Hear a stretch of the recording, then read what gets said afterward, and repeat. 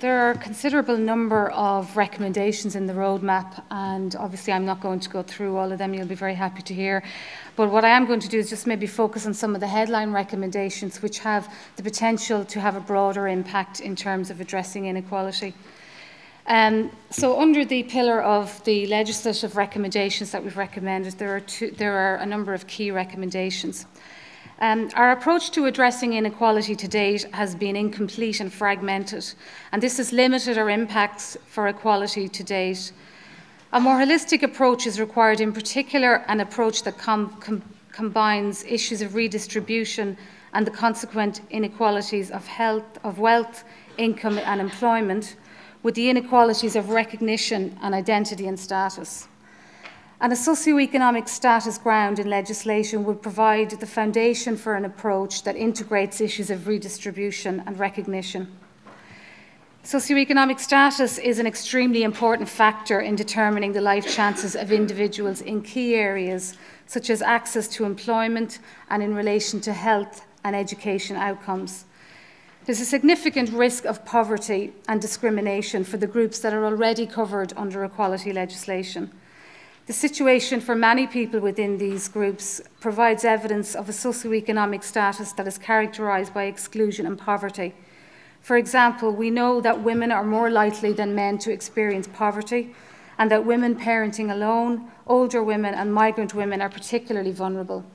We know that almost 1 in 3 lone parent households were living in consistent poverty in 2005, which is almost 4 times the rate for the population as a whole. We know that only 0.8% of Irish travellers aged 15 and over has attained a third-level education, compared to 30.5% of the overall population. And we know that people with disabilities are twice as likely to be living in relative poverty as the rest of the population. However, there's a need for a greater ambition in relation to our legislative model, as the current model is at best minimal and not sufficient to tackle the systemic nature of inequality. And the introduction of duties for the public and private sector to be proactive in promoting equality and human rights would allow us to move in this direction. Statutory duties would require public authorities to consider the impact of key policies, plans and decisions regarding employment, public spending, service delivery and the use of resources on those groups that are covered under equality legislation. Duties would require active promotion of greater equality of outcome. Duties for the private sector would require a planned and systematic approach to equality in regard to the recruitment, training and ongoing employment of staff. Positive duties would reflect a greater ambition for our equality infrastructure by moving us towards a more proactive legislative model. And one of the weaknesses with our current model is that it is a very reactive, individualistic model, in that it only addresses discrimination after it has occurred, and it relies on individuals to take cases rather than the onus being on the public sector body to actually prevent discrimination in the first instance or to promote equality. And there's a lot of debate and discussion amongst those standing for election at the moment about the need for public sector reform. And positive duties would enable an important element of this reform because they allow for a more informed, evidence-based and inclusive approach to policy making and service delivery. In terms of private sector duties, research indicates that investment in equality and diversity strategies by private sector organisations increases productivity and reduces staff turnover. So there is an economic incentive for private sector organisations to be more proactive in this regard. So by expanding the equality grounds to include socio-economic status together with the introduction of positive duties, we would make greater inroads in addressing the systemic nature of poverty and inequality. So in relation to the recommendations in regard to institutions, the establishment of an Oireachtas Committee on Equality and Human Rights and Women's Rights is recommended in order to drive a more coordinated, visible and effective role by the Oireachtas in relation to equality and human rights. So this committee would assess and respond to equality and human rights issues that arise in relation to legislation before the Dáil and Seanad. It would provide political leadership for national debate on equality and human rights. It would receive presentations on, question and debate the strategic plans and annual reports of statutory bodies with a mandate in the field of equality and human rights. It would monitor and report on international standards for the establishment and resourcing of statutory bodies to advance equality and human rights. And it would review and implement the recommendations made to Ireland as part of the reporting process under UN human rights instruments. And there's been a lot of concern raised about the lack of monitoring of the implementation of various recommendations that are made to government under various UN instruments to which we're a party. Direct accountability to the Oireachtas is important because it would increase the independence of the Equality Authority and the Human Rights Commission. And the independence of watchdog bodies is critical to ensure that they are effective and that they have impact. United Nations good practice standards, known as the Paris Principles, provide an important benchmark for measuring the effective and independent functioning of national human rights institutions, and they can be very usefully applied to equality bodies.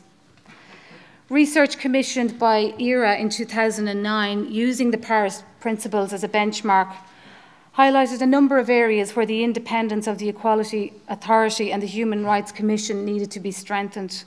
And key gaps were the lack of accountability directly to Parliament, the lack of financial autonomy, which was vividly demonstrated by the savage budget cuts in 2008, the lack of transparency regarding the appointments to bodies, and the fact that appointments can and have been vetoed by the Minister in the parent department. And in the case of the Equality Authority, a lack of autonomy to recruit its own staff and to choose its own location.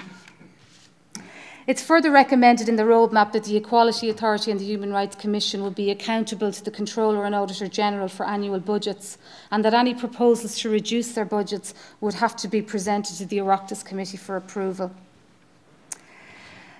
Our reconstituted Equality Authority is recommended to incorporate the mandate of the current National Disability Authority, the previous Combat Poverty Agency, and the previous National Consultative Committee on Racism and Interculturalism.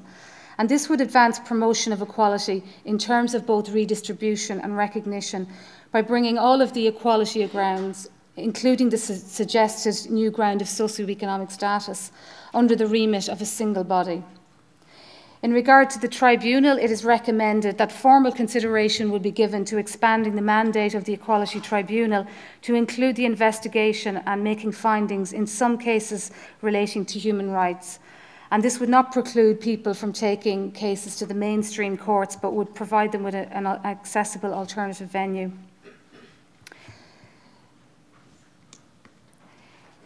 So in regard to policy instruments, two key recommendations. The first one is in regard to the development of impact assessment for equality and human rights. And we know that a key tool in the deployment to mainstream equality and human rights is the impact assessment. An impact assessment essentially is a check on all policies and programmes at design stage for their impact on groups experiencing inequality.